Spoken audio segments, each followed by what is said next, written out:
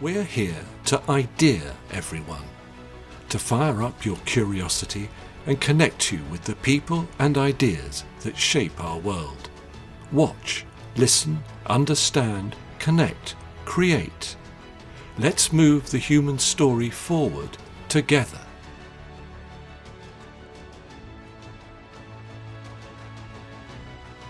Hello and welcome to The Poetry of Science, a podcast which provides insight into new scientific research via the medium of poetry.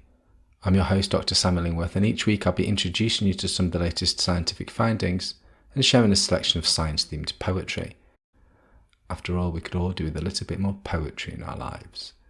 In this episode, I'll be exploring new research which has found that ocean animals vacate areas both around and outside deep-sea mining operations.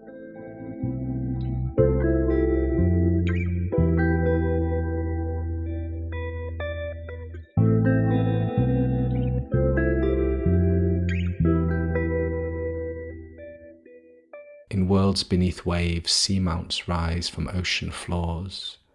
Cobalt shadows casting spectral lures for seekers, a trove for tech, a ticking threat, as undercurrents swirl in the miasma of misuse. Clouds of dust stretch willingly, spreading plumes of sediments to smother, soothe and suffocate the sea's dismantled bed. Rooted corals lie unfazed as hunters and scavengers flee in racing ripples far from the debris of this mined and mired mound. Life recoils from edges sharpened by mechanical echoes that now scar the seascape with the discord of our endless search. This poem is inspired by recent research published in the journal Current Biology, which has found that deep-sea mining activities can have broader and more significant impacts on marine life than previously assumed. The deep sea is facing new challenges, with many countries now exploring the possibility of mining its mineral-rich deposits.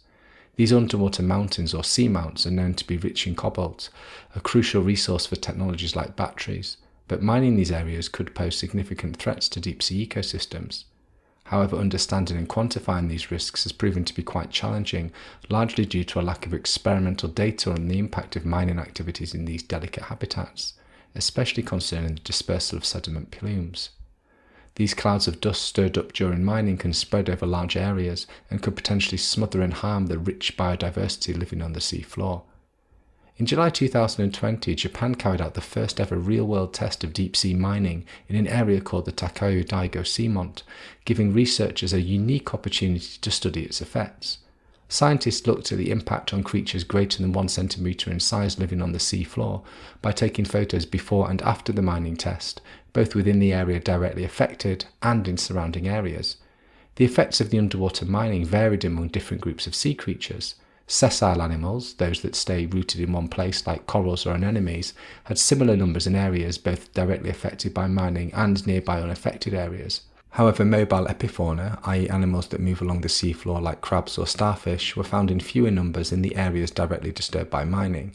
Surprisingly, even creatures that swim freely, such as fish, were found in lower numbers not only in the mined areas, but also in the surrounding areas after the mining test.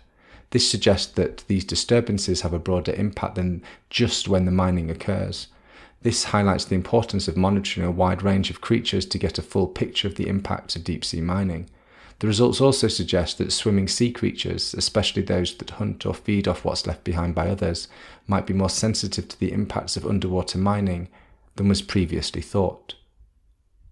Now that you've heard the science, let me read the poem to you again.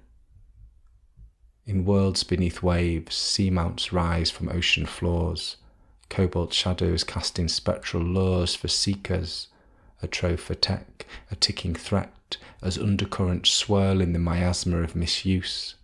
Clouds of dust stretch willingly, spreading plumes of sediment to smother, soothe and suffocate the sea's dismantled bed.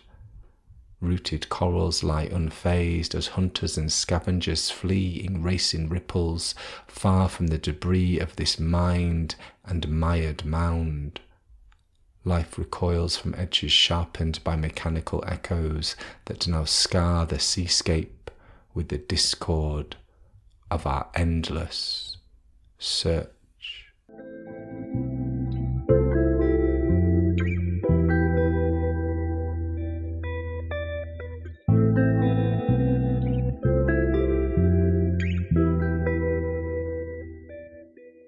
In this section of the podcast, I'd like to share a poem written by another poet on a topic related to the science that has been discussed so far. In this episode, I'll be reading Seafloor by Edward Weissmiller.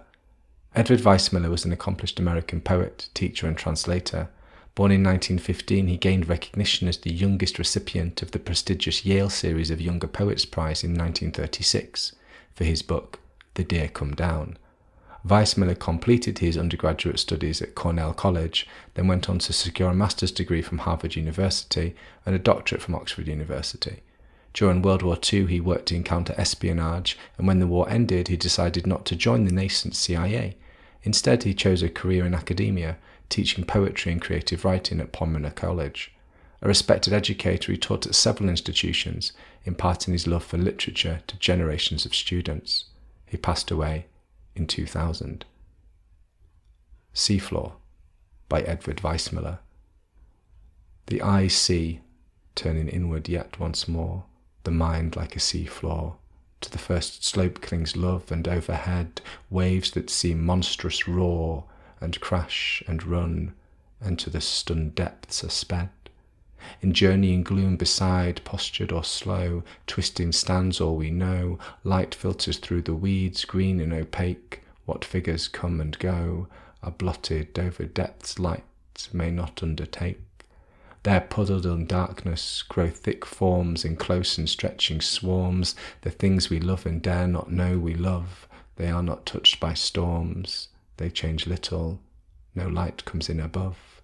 And down through all a blind unseating swell rolls like a silent bell, black heavy cold, at least nothing is there, save deep in that deep well, the crushed and objectless surging of despair.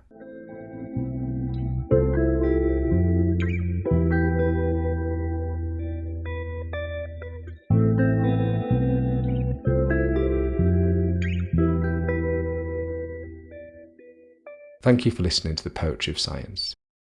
Thank you very much for being with us for this episode of the ideaXme Show.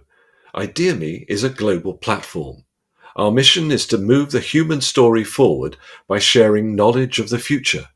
You can find us on all major audio networks at www.radioideaXme.com, on YouTube and Vimeo.